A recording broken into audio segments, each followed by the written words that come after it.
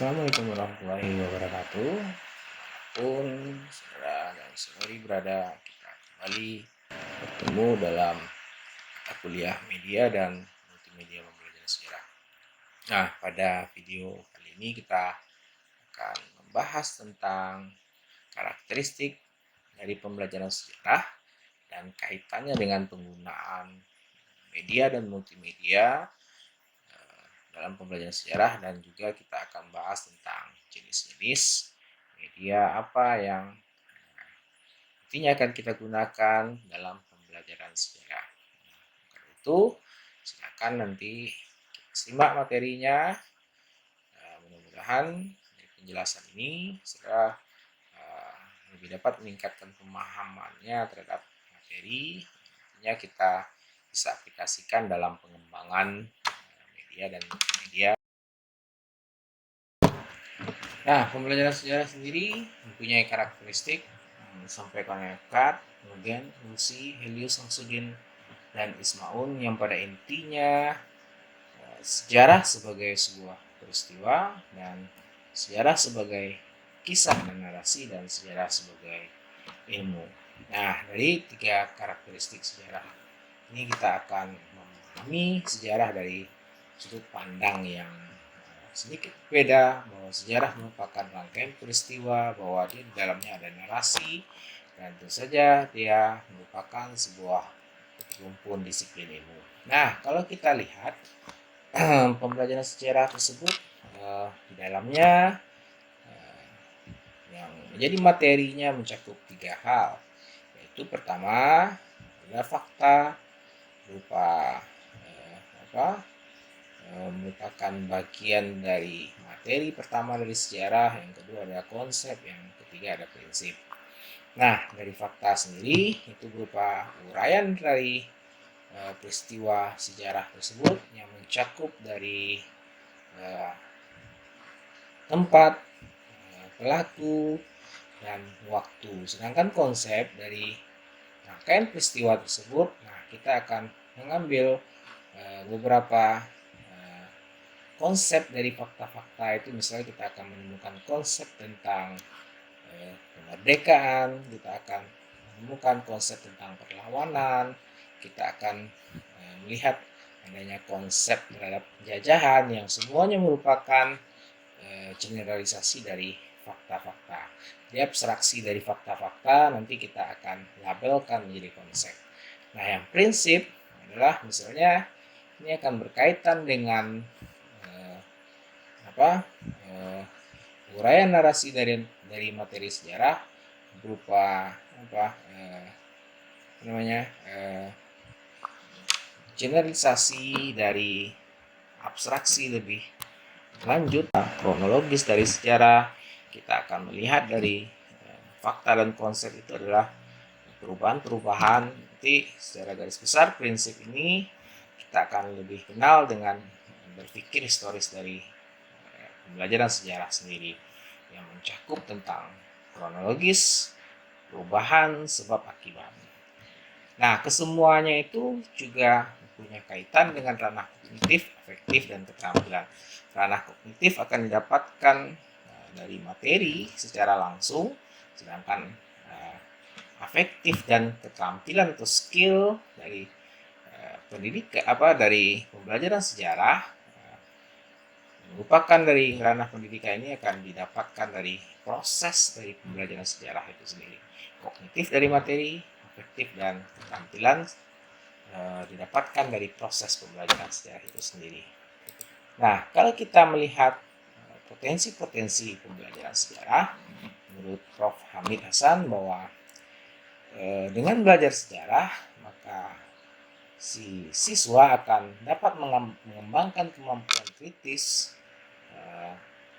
Itu adalah mampu dari pembahasan peristiwa-peristiwa yang dibahas dalam pembelajaran sejarah justru akan melahirkan sikap kritis. Kemudian mengembangkan rasa ingin tahu.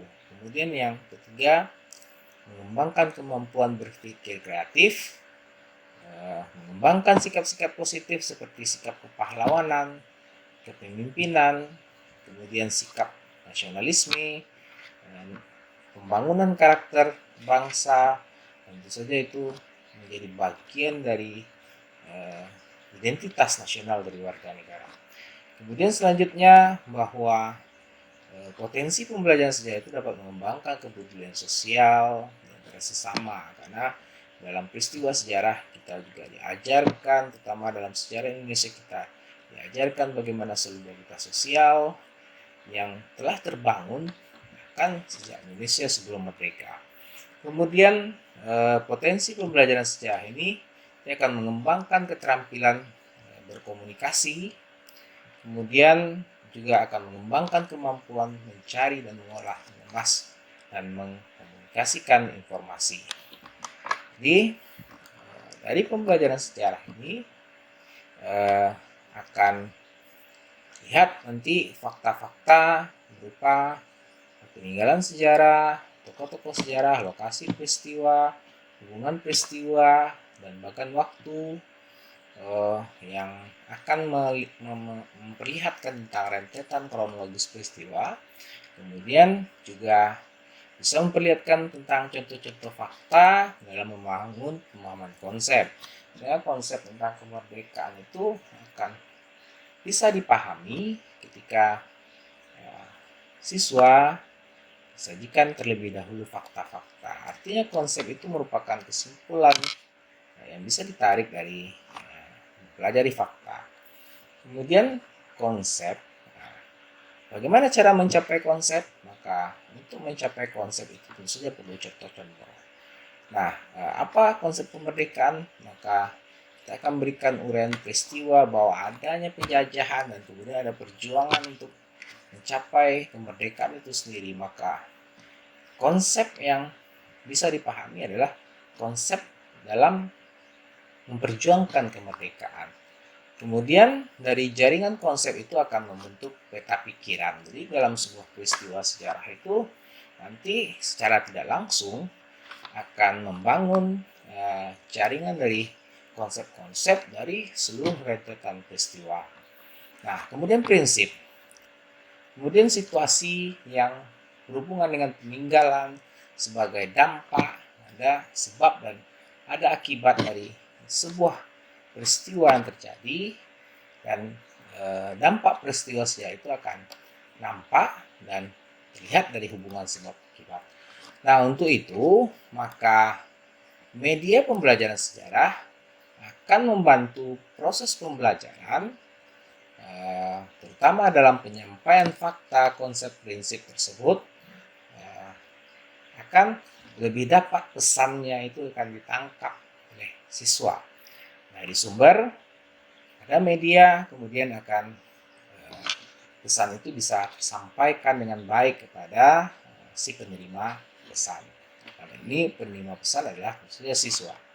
Nah, manfaat yang akan didapatkan di guru di samping itu tentu saja akan mampu menyelenggarakan PBM atau proses pembelajaran yang menarik, kemudian mengkonkretkan materi yang abstrak.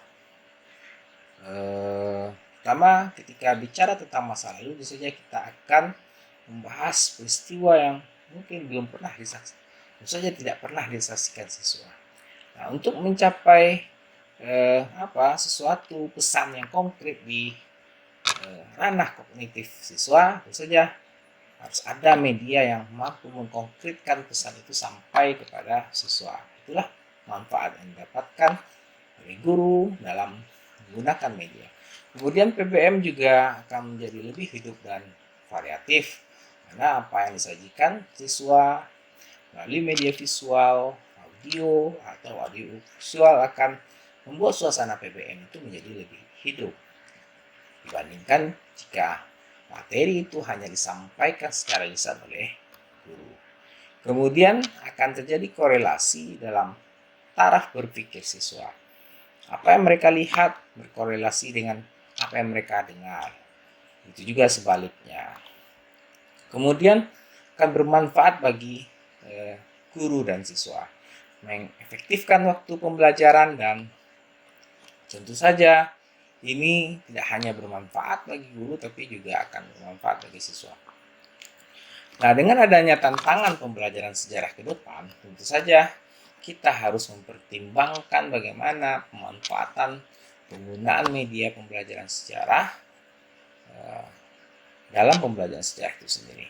Karena apa? Satu, pengembangan media pembelajaran sejarah oleh guru tentu saja membutuhkan keterampilan, skill, tentu saja itu perlu direncanakan terlebih dahulu. Samping juga ketika media itu disajikan dengan memanfaatkan teknologi yang tersedia sekarang, butuh keterampilan guru, terutama dalam pemanfaatan dan penggunaan media IT untuk bisa menjadi sebuah media dan multimedia dalam pembelajaran sejarah. Kemudian samping itu ketika media sudah ada, saya diperlukan sarana dan prasarana sekolah untuk menunjang bagaimana penggunaan media itu tentu saja bisa berjalan dengan baik. Tidak mungkin media tanpa adanya sarana dan prasarana ini. Pertama, dalam pemanfaatan multimedia tentu saja. Pengetahuan dan pemahaman media pembelajaran sejarah dimiliki guru tentu saja. Media itu adalah sebagai alat bantu komunikasi untuk bisa mengefektifkan proses pembelajaran. Kemudian, samping itu bahwa yang terutama adalah fungsi media dalam rangka mencapai tujuan pembelajaran. Tidak hanya sekedar menyajikan apa yang menarik bagi siswa, tapi tentu saja fungsi yang lebih jauhnya bagaimana dia bisa membantu dalam mencapai tujuan pembelajaran. Kemudian seluk-beluk proses pembelajaran tersebut dapat dicapai dan dengan memanfaatkan media, tentu saja apa yang detail-detail proses pembelajaran itu bisa lebih mudah dipahami oleh siswa dan juga membantu guru dalam proses pembelajaran. Kemudian hubungan pendekatan metode model mengajar tentu saja juga sebagai proses yang membantu tercapai tujuan pembelajaran sejarah. Dengan adanya model pembelajaran sejarah, tentu saja penggunaan media juga akan mensupport. Artinya media ini sebagai penunjang dalam ketika guru menggunakan metode model dalam pembelajaran sejarah. Nah, manfaat media pendidikan dalam pengajaran tidak lepas dari juga pemilihan dan penggunaan media pembelajaran yang tepat yang bisa digunakan guru serta berbagai jenis alat teknik media. Kemudian dalam rangka guru melakukan inovasi dan pengembangan untuk meningkatkan kualitas pembelajaran. Nah, kita akan bahas tentang jenis-jenis media pembelajaran. Nah, nantinya ini akan berguna bagi saudara nantinya dalam membuat, merancang apapun jenis media dalam bentuk penyajiannya. Tapi lebih dahulu kita memahami jenis-jenis dasar dari media ini yang pada intinya terdiri dari visual, audio, dan audio visual. Nah, yang pertama dari media visual itu ada gambar. Nah, ini contoh gambar. Gambar ini berupa, juga bisa berupa lukisan, dibuat dengan tangan, saja juga punya unsur seni. Kita akan lihat gambar dalam bentuk lukisan ini ketika Belanda kembali ke Maluku tahun 1816 setelah berakhirnya pemerintahan Inggris di Nusantara. Digambarkan oleh penulis dan seniman, misalnya seniman Belanda, untuk menggambarkan situasi pada abad ke-19. Nah, ini disebut gambar karena ini ditulis, digambarkan atau dilukis oleh tangan. Ini salah satu juga berupa gambar melihatkan bagaimana ilustrasi kedatangan ekspansi De Houtman ke Banten pada abad 16. Adanya penggambaran dari lukisan gambar dari De Houtman pun sketsa. Nah, artinya jenis gambar ini tulis tangan kita akan bedakan. Nah, selanjutnya ada lebih spesifik lagi dari sebenarnya jenis gambar juga, tapi dia sudah memperlihatkan ciri khas yang spesifik dari gambar, yaitu berupa kartun. Nah, kartun ini biasanya dipahami sebagai lukisan-lukisan, gambar-gambar yang dibuat mempunyai alur cerita ataupun karikatur dengan karakteristik biasanya akan menampilkan penggambaran dari sebuah peristiwa baik secara langsung ataupun secara tersirat seperti karikatur. Kolonialisme sebenarnya ini memperlihatkan gambaran, artinya makna dari peristiwa ini akan menyampaikan pesan kepada kita tentang bagaimana kondisi dari kolonialisme di dunia dengan adanya simbol-simbol penancapan pedang-pedang kekuasaan. Nah, tadi gambar dibuat oleh manual. Karena ada foto dengan bantuan kamera saja. Di gambar dan foto saja beda. Nah, foto ini adalah contoh bangsa Proto Melayu yang ada di Indonesia. Ini adalah foto orang Mentawai yang ada di Sumatera Barat. Itu tepatnya di Kabupaten Lontawai. Nah, ini foto disajikan dengan bantuan teknologi kamera untuk bisa mencapainya. Nah, ada jenis selanjutnya dari visual, yaitu adalah bagan, chart, peta konsep. Sebenarnya ini jenis dasarnya adalah bagan. Kita sebut dengan chart. Bagan ini macam-macam pula jenisnya. Ada bagan alur, ada bagan pohon. Nah, ini jenis bagan pohon, tapi terbalik. Dia punya inti di atas, bukan di bawah. Sedangkan ranting-rantingnya adanya di bawah, terbalik dengan pohon.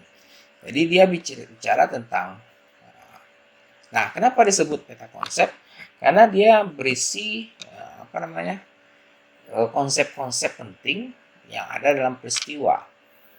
Nah, beda lagi dengan bagan kronologi peristiwa yang mungkin isinya juga ada fakta, tapi ini spesifiknya akan terlihat ini adalah isinya adalah konsep-konsep.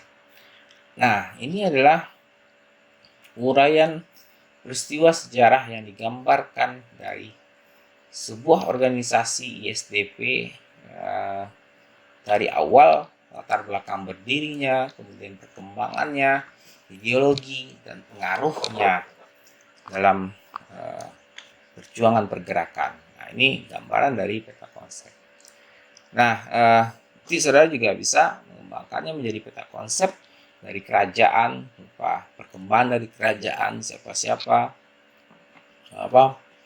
tokoh yang memerintahnya, proses peristiwa-peristiwa penting yang menunjukkan perkembangan dan dinamika dari sebuah peristiwa yang menunjukkan kerajaan. Kemudian selanjutnya ada contoh lain bahwa ini adalah bagan juga, tapi lebih menunjukkan alur, dari sebuah peristiwa. Jadi ada juga bagan yang dikombinasikan dengan keterangan waktu. Ini secara garis besar menunjukkan bagaimana proses peristiwa-peristiwa penting di mana Portugis sampai ke pantai barat, sampai ke Pertanian Harapan, melewati Babel, kemudian Kalikut India, Goa, Malaka, Maluku, kemudian Pajajaran. Ini adalah sepertinya menunjukkan sebuah proses dari perjalanan bangsa Portugis ketika sampai di Indonesia. Ada jenis selanjutnya adalah peta sejarah. Peta dengan peta sejarah tentu saja ada perbedaan. Peta yang dimaksudkan ini adalah gambaran dari bentuk muka bumi, kemudian biasanya ada skalanya tertentu yang menjadikan perbesaran dari bentuk muka bumi dengan skala-skala tertentu. Tapi ketika sebut peta sejarah berarti ada karakteristik dari tema yang disajikan di peta itu, artinya ini masuk peta tematik yang menunjukkan keterangan-keterangan dan informasi-informasi tertentu. Jadi di sini kita akan melihat bahwa ini adalah penemuan-penemuan fosil, jenis-jenis fosilnya di beberapa tempat yang ada di Jawa.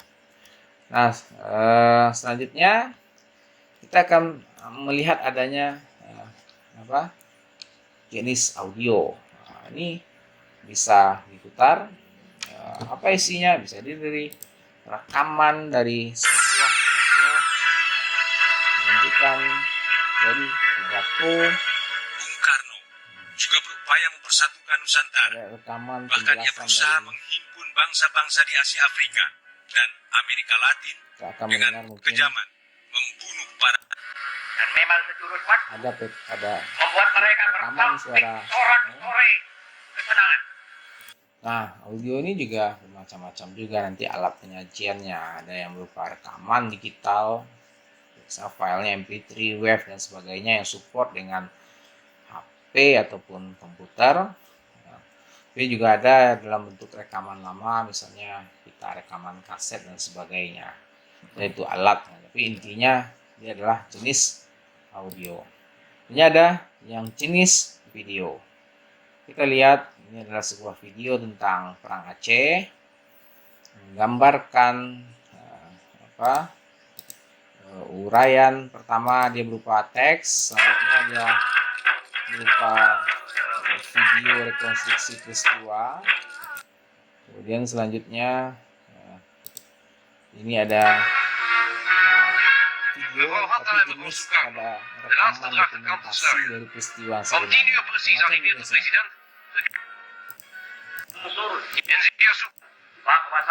Nah, apa saja yang bisa ditampilkan melalui media pertama? Kami menampilkan konsep, dua menampilkan fakta, menampilkan konsep dan menampilkan prinsip. Nah, nanti dalam pengembangannya akan bermacam-macam. Ada yang dalam bentuknya konvensional, maka dia bentuknya cuma bentuk cetak ditempel di papan tulis dan sebagainya. Itu yang sudah mulai berbasis teknologi, yang paling minimal itu menggunakan slide presentasi. Bahkan ada yang pengembangan lebih lanjut menggunakan media dan multimedia ini dimanfaatkan maka membentuk video dari uraian peristiwa, penjelasan tentang peristiwa yang bermacam-macam pula, desain yang bisa dikembangkan nantinya.